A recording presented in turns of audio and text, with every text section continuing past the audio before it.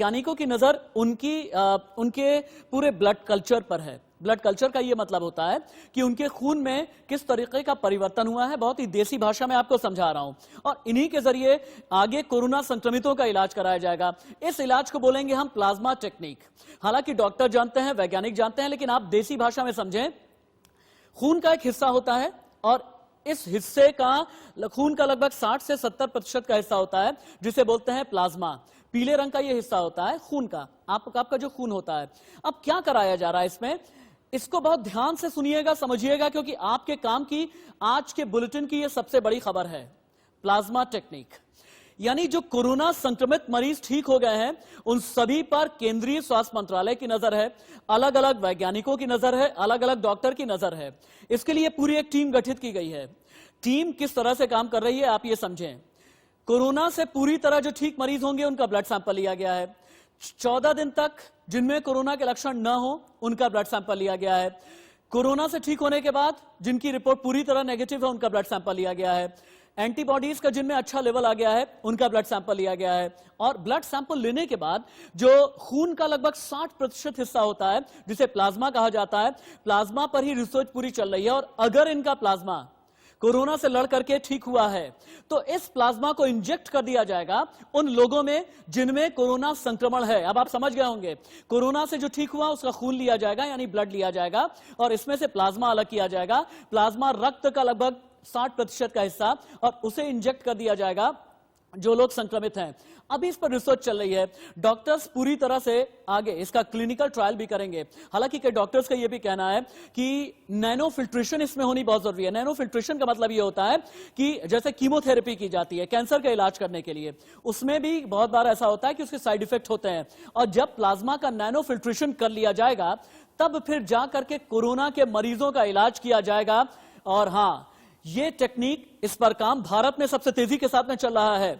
लेकिन भारत में मौत का आंकड़ा अभी तक क्या पहुंचा है यह भी आपके लिए जानना बेहद जरूरी है, ताकि फिर आप यह समझ पाएंगे कि कोरोना का टेस्ट किस तरीके से किया जाता है। भारत में कोविड-19 से अभी तक की मौत, कुल मामले 11,439, ठीक हुए 1,305, मौत हुई है 377 की।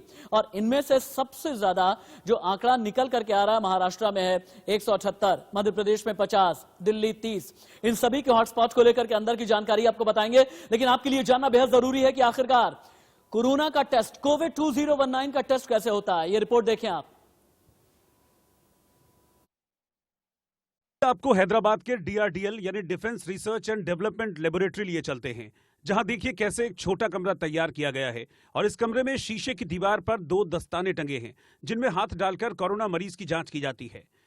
Standing outside and the patient will go inside, and we have provided 2 gloves where the doctor can insert his hand and take a swab test, and we have made a two-way communication system. The doctors can give the instruction to the patient, and the patient whatever he wants, he has got a doubts. इसके बाद डॉक्टरों ने उस क्योसेक को भी दिखाया जहां मरीज को खड़ा किया जाता है, जिससे अगर मरीज को कोरोना है तो वहां न फैल सके। साथ ही ये भी दिखाया कि कैसे इसके अंदर चारों तरफ से पानी की पाइपलाइन है। साथ ही मरीज को सैनिटाइज करने के लिए केमिकल के छिड़काव का इंतजाम भी किया गया है। इतना ही नहीं, इस कियोस्क में डॉक्टर भी बैठकर दूसरी तरफ आए मरीजों का इलाज कर सकते हैं। You can use in a reverse mechanism, and the patients will be outside. If it is done, the testing is done at outside places. The patient will be outside, and we can do the test. This can be a dual mechanism with patient inside. I think this is the first time in the country we have developed this. This is the first of its kind in the country. इसके बाद देखिए कैसे corona के मरीज का इलाज किया जा रहा है, कैसे उसके मुंह से सैंपल लिए जा रहे हैं। गले, श्वास नली के लिक्विड और मुंह की लार के सैंपल लिए गए, क्योंकि नाक और गले के पिछले हिस्से 2 ऐसी जगह है जहां वायरस के मौजूद होने की संभावना ज्यादा होती है। लिहाजा यहीं से सैंपल कलेक्ट किए गए। हर मरीज की जांच के बाद वहां लगे दस्तानों को सैनिटाइज किया जाता है, ताकि अगर दस्ताने कोरोना संक्रमित हो गए हों तो वो साफ सुथरे हो जाएं, क्योंकि डॉक्टर एक साथ कई मरीजों को देखते हैं। लिहाजा इस बात का ध्यान रखा जाता है कि एक मरीज से दूसरे को संक्रमण ना हो। हालांकि अभी सैंपल लेने और रिपोर्ट देने तक में लगने वाला समय लगभग 24 घंटे का है, लेकिन ऐसी ही और लैब बनाकर इस टाइम को कम करने की कोशिश की जा रही है।